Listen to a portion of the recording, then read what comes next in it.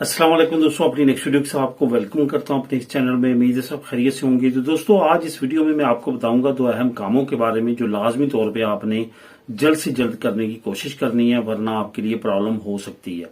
एक जो प्रोग्राम है, एक जो काम है, वो उन लोगों के लिए है जो लीगल हैं, और एक वो लोग हैं जो अभी लीगल नहीं हैं या वो इस कोशिश में है कि जो वो लीगल हो जाएं। तो अभी जो सबसे पहला काम है वो है इमिग्रेशन का, जो आपने लाजमी तौर पे करने की कोशिश करनी है। आखिरी दिन रहते हैं, आपको पता है कि 30 जून 2026 को जो स्पेन की ओपन इमिग्रेशन है वो बंद हो जाएगी।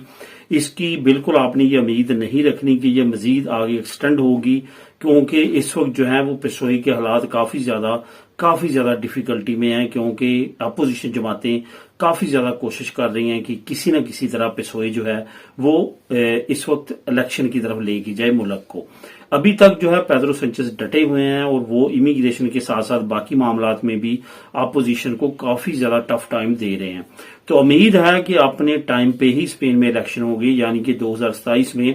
लेकिन जो इस वक्त हालात चल रहे हैं, जैसे पेशोई को मुख्तलिफ उनके एक्स प्राइम मिनिस्टर को और मुख्तलिफ जो एक्स वज़रा हैं उनके घरों पे छापे मारे जा रहे हैं, उनके तमाम सिस्टम्स को तहवील में लिया जा रहा है, उन पे करप्शन के चार्जेस लगाए जा रहे हैं। तो ये सारी सिचुएशन में काफी ज्यादा मामला जो है आगे चल के खराब भी हो सकते हैं। इस वजह से बार वक्त अपने तमाम डॉक्यूमेंट को लेने की कोशिश करें, लीगल प्रोसेस की तरफ जाने की कोशिश करें।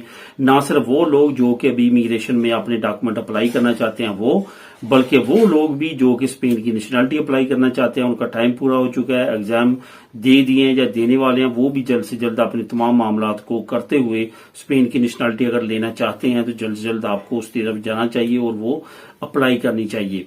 तो इसके साथ साथ आपको जो दूसरा मैं काम कहूंगा जो आपने लाजमी तौर पे करना, जो मैंने कहा कि लीगल लोगों के लिए, वो है रेंटा।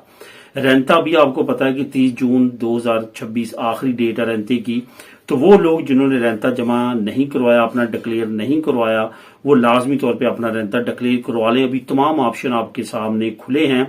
एक ऑप्शन तो ये है कि आप टेलीफोन पे अपना रेंटा डिक्लेयर करवा सकते हैं, लेकिन ये याद रखें ये सिर्फ इंडिविजुअल्स के लिए है, उनके लिए नहीं है जिनकी ऑटोनोमो जिनके नाम पे चल रही है या उनकी इम्प्रेसा चल रहा है, वो टेलीफोन पे अपनी डिक्लेरेशन ना करवाएं। जो बाकी लोग हैं जो कि इस तरह की बिजनेस वगैरह करते हैं, वो उनको लाजमी तौर पे खस्तूर की जरूरत पड़ती है, वो उनसे करवाएं। इसके साथ जो ऑप्शन है आपका ऑफिस जाने का, ऑफिस जाके भी आप अपना रेंटा डिक्लेयर करवा सकते हैं। ऑनलाइन खुद भी कर सकते हैं, खस्तूर से भी करवा सकते हैं, वकील से भी करवा सकते हैं, यानी कि ये सारे ऑप्शन आपके सामने खुले हैं। अब यहाँ पे ये आपको मैं लाजमी तौर पे कहना चाहूंगा कि कुछ फैमिलीज, कुछ लोग ऐसे हैं जो ये समझते हैं कि उनकी इनकम जो है मिनिमम है, यानी कि वो उस लेवल पे है जो कि रेंटा ना भी डिक्लेयर कराएं तो उन पे लाजम नहीं है।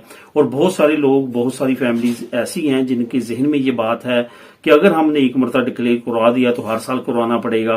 तो यहाँ पे मैं आपको बताता चलूं कि एक साल में ये रेंटा एक मरतबा आपने डिक्लेयर करवाना होता है। उस साल के दरमियान की ऐसी स्कीम आ सकती है जिससे आपको फायदा मिल रहा हो, लेकिन आपने रेंटा डिक्लेयर नहीं करवाया तो वो फायदे से आप महरूम रह सकते हैं। कि ऐसी स्कीम ओपन हो सकती है कि आपको इमदाद मिलेगी, फैमिली वाली जो बच्चों वाली फैमिलीज हैं उनको इमदाद मिलेगी, या कोई और स्कीम ओपन हो सकती है। तो उसमें सबसे पहली रिक्वायरमेंट जो होती है वो आपका रेंटा जो है वो आपने प्रेजेंट करना होता है, क्योंकि आपके रेंटे से पता चलता है कि आपकी इनकम कितनी है, आपके एक्सपेंसेस कितने हैं, आपके बच्चे कितने हैं, आपकी वाइफ ने आपके साथ रेंटा डिक्लेयर कराया या सेपरेट कराया, ये सारी चीजें उस रेंटे ने प्रेजेंट करनी होती हैं। अगर आप रेंटा डिक्लेयर ही नहीं करवाते तो फिर आप ऐसी किसी भी स्कीम से फायदा नहीं उठा सकते। इस वजह से लाजमी तौर पर रेंटा आपको डिक्लेयर कराना चाहिए।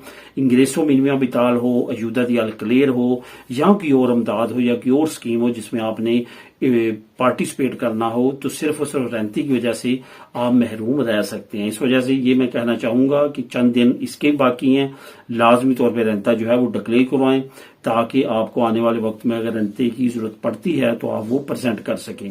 तो बाकी इमिग्रेशन के बारे में बहुत सारे चांसेस हैं कि तमाम को इंशाल्लाह ताला मिलेगी।